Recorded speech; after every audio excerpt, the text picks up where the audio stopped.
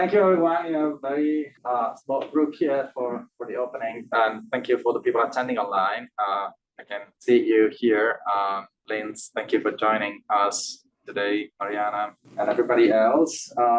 Very quick introductory talk to share what was our approach in developing this Design Research Week, and I would say more in general in how we lead the Center for Design and the research happening here. So I choose a title for this. I choose a title for this introductory talk that might be, I don't know, questionable or not easy to grasp. Why the undisciplined? It's because this approach that we used in assembling the Center for Design and in general, but also the Design Research Week program, is an approach I would say that disregards disciplines and disciplinary boundaries. We do that in order to focus on what we think is more important and necessary, I would say, to address the research, the kinds of research that we do nowadays and the complexity of the issues that we have to face. And that is a research approach that is focused more on issues and projects that we can face together, and on design as a practice, as a method for doing research. We may say design research through design, and more than on the disciplines themselves. So going back to the Design Research Week, I would say that is not exactly research in the about design that we are talking about this week, but it's more like, as I said, more like how we can do research through design, using design as a research practice. So, and this, what we acknowledge is that we acknowledge uncertainty and as an inevitable, and doubt as an inevitable. So it's something that we want to use as a kind of a material for shaping our research approaches. And in a way, we think that also, the fact that we don't know sometimes is something that might be productive, or purposely not knowing something, unlearning something where we think we know, and relearn that by learning the languages or translating and interpreting the languages of other disciplines is something that might be also productive. So disregard is not disrespect. So we acknowledge the existence of disciplines and the fact that we need to talk to each other, but in a way that is not bounded, and is not something that happens within this silos that sometimes we have to deal with. So this is the place, this is the week which we can create that convergence between different disciplines through the making, this kind of innate human tendency of making, shaping things, and creating this research together by sharing this kind of making activity. So building things together, shaping things together, and focusing on that thing might be the way design help crossing these disciplinary boundaries and doing research together. So it's also, design research is also like the verb, and meaning that we want also to acknowledge the fact that more often than not, we need to reset, redesign our toolbox to address the complex issues that we have to face, and to enable this kind of translation and interpretation of languages that belong to other disciplines. So this is more or less all I wanted to share, and I think that if we look at the program that we assembled, I mean, that's a pretty interesting, I think, playground for exercising this approach that I presented.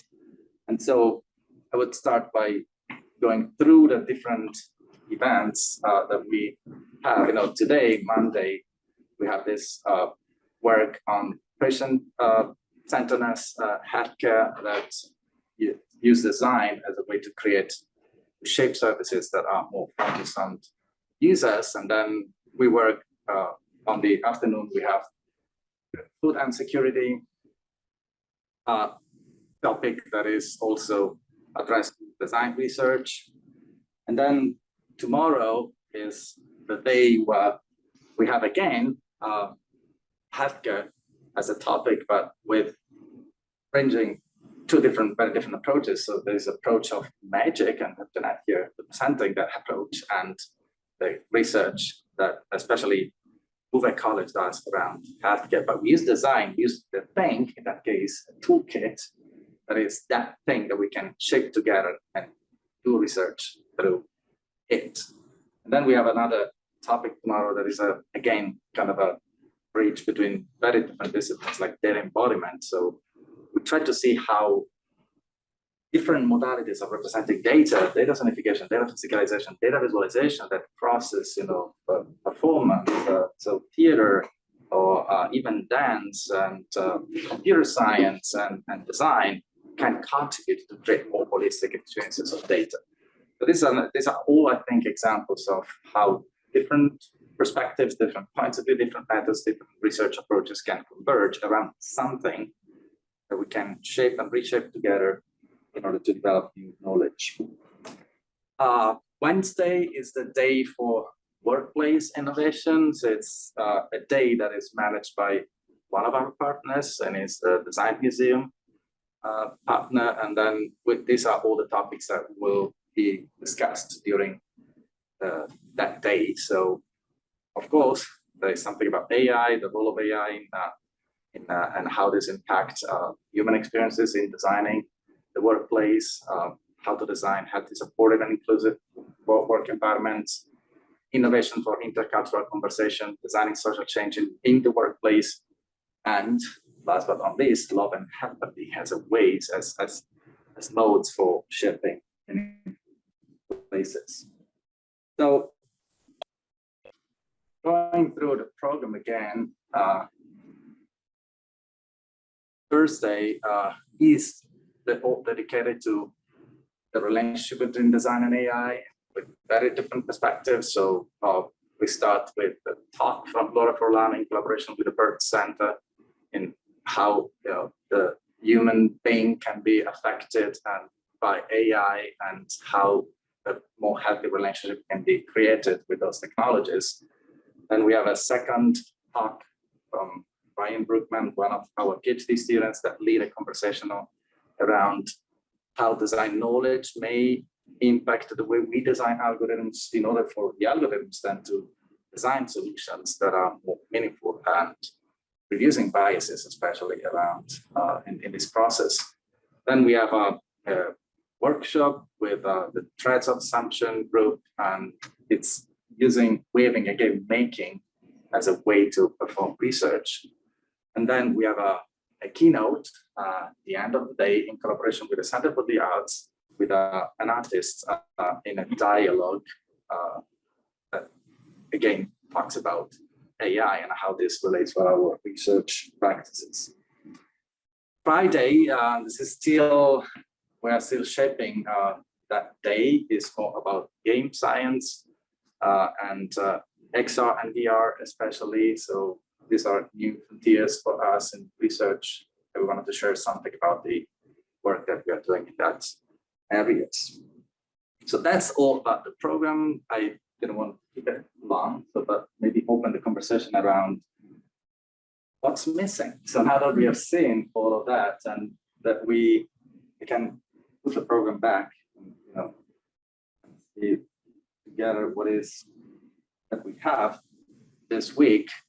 But my question for the audience, for the people here, would be, what is that we may add to that, or what is one of the most compelling issues or urgent matters that you think we need to address, perhaps in the next edition of the Design Research Week? Actually, Design Research Week 2024 probably will not take place, because instead we will be hosting the Design Research Society Conference in 2024. So that's something that just happened. So the proposal for Northeastern to host that biannual conference around design research has been approved and awarded. So we will be hosting that conference in 2024. But even more, so what are the things, the topics, and the that we should discuss in this moment?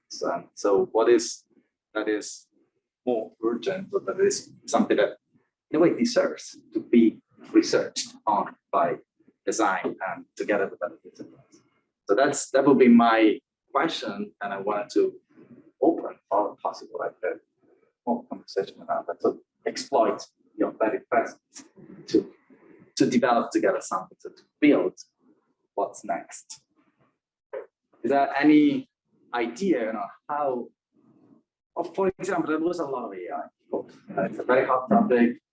And that Thursday is all dedicated to that. We did the Workplace Innovation Summit that is AI. So this technology is changing the way we work. That's certain.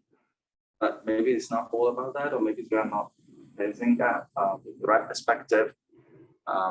What else? What is missing? So we have the user is very present. So we have today, we have this patient-centeredness approach in healthcare. I guess it would be also part of most of the other moments. There will be discussion around the user and how the human experience is at the center. Is there anything that we can add to that? Jeanette? Yeah, I was going to say, I feel like the two things that jump out to me are climate change and housing. Climate change and housing. That's true. There is nothing this year about climate change. We didn't have it last year, but yeah. Yeah, that's something we had last year briefly. What else? Is that change? But I'm always interested of what design to help young people cope. Because we're now in a situation that we all know what's coming, but how do we keep engaged, creative, opening pathways that might not be the ones we had? Okay. Very interesting. A little bit of human development, education, and sustainability. It would be the time. Yeah, that's interesting. We had one of the first fellowship that the Center for Design awarded was about mental health and climate change. The very specific approach. And yeah, it was about especially young adults, right? So that's something that we started to deal with, and that eventually led to the opening of a research lab around healthcare, and there was a kind of a very productive research and fellowship that we awarded. I think there is something in the chat. Sustainability. What else? Pedro, what do you think might be? For this session or for next year? Next year. For the So, future. yeah, I would still about AI, but I would put the emphasis on the new designer, similarly to Manuel Lima's new book, The New Designer as well. But the new designer, having AI present in practice as well. How is that going to be? How do you frame yourself as a designer with those things? Because you often have design being framed in terms of techniques with practice itself, right? So, and it should be more than that. Right? So if you have other sorts of tools, right? How that reframes the whole design. Yeah, that's also very interesting. We often use the word meta design, and there are two different interpretations of that. And one is reframing, rethinking, redesigning design. So designing design. So this new design, maybe it's also redesigning designers. Through education, through research, we shape what designers are. But I think it's certainly a moment where very different actors are questioning the way design. Just to be clear, this would be still beyond AI, Yeah. with another lens. Right? Yeah, and I think It's also interesting because we can hear from you guys as students. We're talking about how new designers will use AI, and potential future new students. So I'm curious to see, what you think we need to be talking about, as you are receiving part of this education in research and design. Not to put you on the spot. If there is something you wanted to add. Yeah, I wondered what was interesting. I was in London last week on campus, and I was talking with the students, and she told me, I'm scared of these technologies because it seems like they can do what I'm supposed to be doing. And so what is my role then? So what I'm supposed to be doing as a designer? What should I learn? Should I learn how these algorithms work? Should I shape them? She was kind of honestly, sincerely scared, about that. So this is what's no, and I know what is your, are you scared about that? Or just not thinking about it? I feel like I hadn't been thinking about it that much. This conversation is making me think I should be more scared. For me, like the other day, I was doing my, I interviewed my professor for one of my philosophy classes. And Philosophy, is it? yeah, philosophy class. And the topic was about how like AIs could influence education in the long run. And very interestingly, my professor, I won't quote his name, but like, he's like, the biggest harm he sees with the current technology is that people are gonna over rely on them, and then when they actually go on the interview, then that like it takes away the individual like learning process and their thinking. Monica. Yeah, I talked about this class last week a lot, and it's more like AI takes away the influences that artists and designers used along the way to create what they come up with. So AI sort of just takes away the yeah, of and all the influences and every single aspect of everyone's lives that take part into decision making, inspiration, etc. And sort of takes it for granted and systemizes it. Yeah, just sort of removes the human aspect of everything that arises. That's why I think it's important to put human back into design, right? Whenever, so to reaffirm design as being a human practice. And naturally, that's going to be evolved, right? Something that is interesting is that we often discuss this in terms of putting the human in the loop.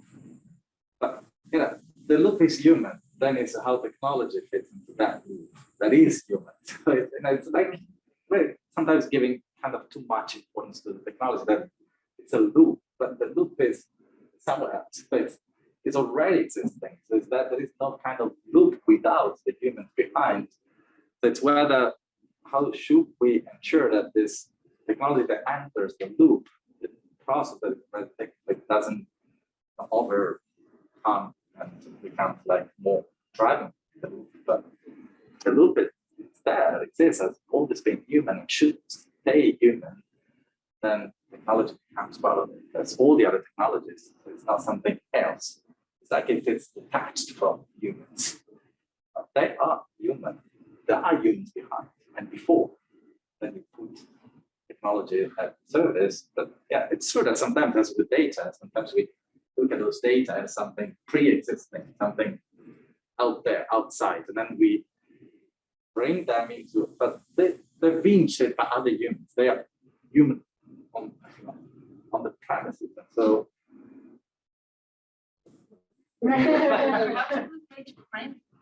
Changing nature of the profession, the changing nature of the professional identity in face of AI, climate change, and all the things that are going on.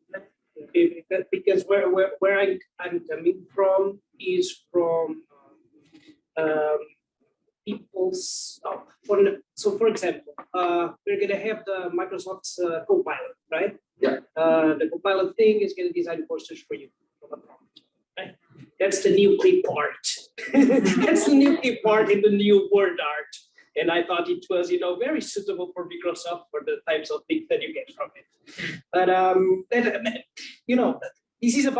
this would be about graphic design, and it would be about, again, when you ask someone to make you a poster, you're going to put the word design there, and the word design is going to be made by AI without a lot of reasoning from a person, right? Reflection. So that's where I'm coming from. That's in the sense that as things are evolving, design is going to baby, mostly in technology and in the lingo from the people in general. It's gonna be put closer to the technique to making some posters, right? And maybe it's gonna be more dissociated from the human. And that's why I think it's important for us to reassert the human side on it, because I think that's gonna happen. Because I think you're gonna hear that this program is gonna design me a poster, right? So where is the human there, right? That's what we want to get, right? We wanna really put out there that design is a reflective practice, right? Thinking about sustainability, I don't know who raised that topic with Mariana. What is that kind of sustainability that you think should be addressed, and then we didn't this year, but we might do in the future, especially in the context of the Design Research Society conference, if you want to participate and say something about that sustainability that you want to address. If you're comfortable with that, just Yeah, sure. Do you want me to write, or can I just you can speak? Well, we hear Okay. you very well. Okay. Well, I think obviously sustainability is a topic that concerns us all, so it should be included. But behind my comment was I think us as designers, we're very good at making questions and deep thoughts and talking about all of these things, and yeah, reflecting and yeah, like questioning all the problems and the big crises that are currently in the world. But my big question, or what I propose that should be addressed, is that I'm trying to make sense of all the things that you said and joining to my response. But sometimes it has happened to me that designers are not being taken serious. The research of designers is not taken serious. So yeah, I believe that we need to base our research in real data and real methodologies to be really considered as researchers, and for research to be valued. So Well, yeah. that's very interesting. Actually, that was one of the reasons why we started last year to do this Design Research Week. Last year was, in coincidence, was the same week of the Design Week outside. But as you may know, in all the design weeks that happens in various cities in the world, they are pretty commercial in a way. So they present the face of design is one of products, often the usual suspects like maybe furniture, these kind of things that were on some level, and but there isn't much about design research out there. So our idea was to just it wasn't really an opposition, but I could say, okay, wait, yeah, design is about research as well. So it's not just those kind of things that you usually think about when you think about design as a lay person that is not part of the academic environment. So that was one of the reasons why we started to do that. And we wanted to continue doing that as much as possible, involving external partners. So we started last year with probably just one external partner that we already have this year, that we still have this year, that is the Design Museum Boston. But this year we have many more partners that are not part of the design research field, and we hope with that to expand this idea, as you say, that design is also about research, and research in design overall. Design might be a way to do research that might be useful for many other disciplines, and so that's exactly the message that we want to send. But also in terms of sustainability, then we go to Lynn's and to comment. In terms of sustainability, often, and another thing that I wanted to react on your point, Mariana, is this idea of it was the sorry, I forgot what was Okay, I will go back to that later. But in terms of sustainability, is often there is a debate going on between the human-centered research. So today we have, patient-centered. So there is this necessity, in some cases, really even urgent, to focus on the human, to make sure that the experience we are shaping are really human-centered. But there are some other people and claiming about, maybe diverging a little bit and being a little less focused on humans and think about the rest, especially in terms of sustainability. What is sustainable for that specific user that we put on the spot might not be sustainable for the other actors around that might not be human, but they participate to that sustainability, and they are not necessarily addressed by human-centered. So it depends, of course, what you mean by human-centered research. Is that human only, or is it the human in the context? Some other people say, of course, if it's a human, it's of course taking care and considering the whole environment around. So it's not just the human.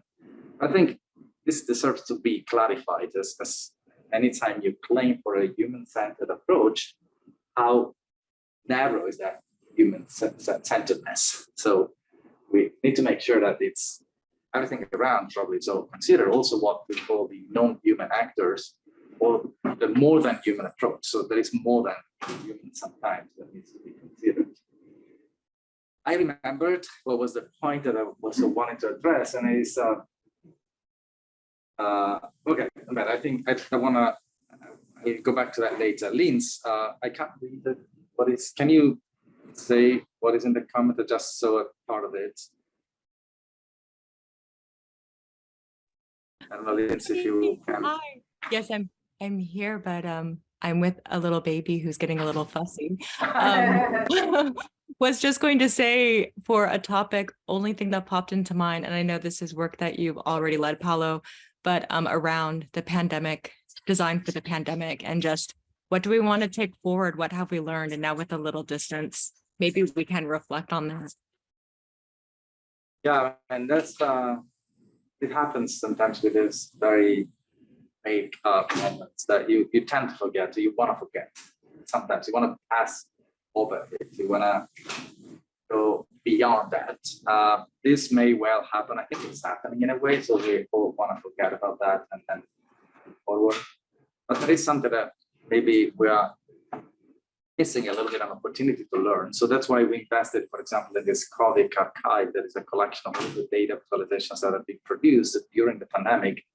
But because there isn't a moment in history where we had more data available on a certain phenomenon and more people that wanted to make sense of this data and engage the public and use those scientific evidences to move people in certain directions, to make them change their behavior, actually didn't work that well, so, but that's why I think it's important to learn and to not forget what happened. And yeah, so definitely.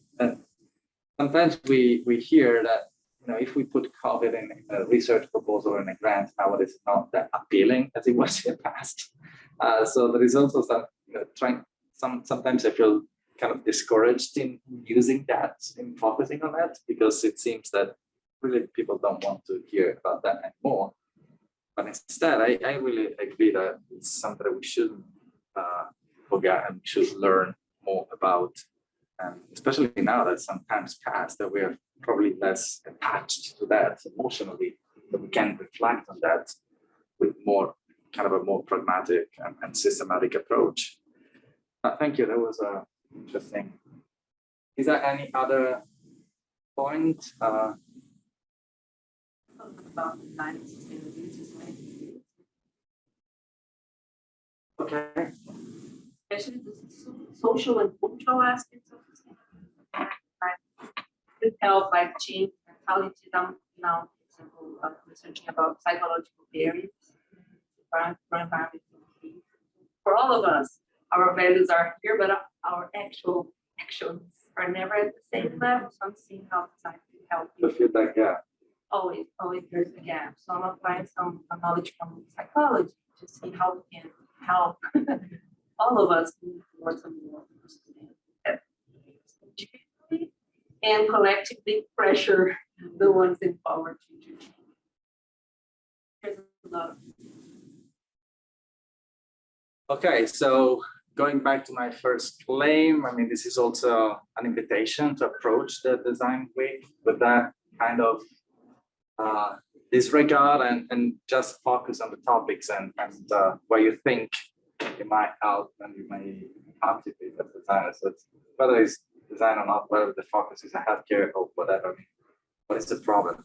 Something that I want to say about, again, just to close, if there is no other point that you want to discuss, I mean, you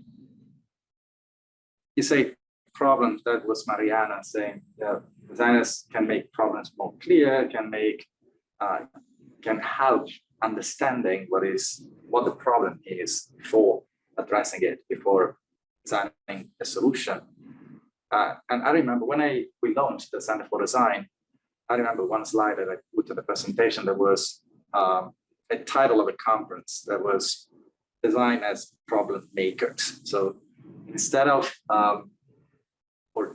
before designing the solution, we can actually help shaping, understanding, making the problem clear enough and shared enough that can be addressed. And something I also wanted to connect to something that Ezio Manzini said last year when in his closing talk for the Design Research Week, there was designers need sometimes to help understanding which problems amongst the one and many that we have and that deserves to be designed. So which are the things that we should focus it's part of the designers being sometimes in the position to be a political actor. So we shape society through these things that I was mentioning at the beginning. So we create things, we put things in the world, whether we are designers, architects, we put things in the world physically and they shape people's behavior. So it's a very strong action. So it's something that really impacts the world in a way that it's of course a responsibility. So what things should be put there? What deserves to be designed and to be addressed now within the current framework and conditions? So I think this idea of designers as reflecting on the problem makers, problem shapers, so we work on that before shaping the actual solution. I think it's also very interesting perspective.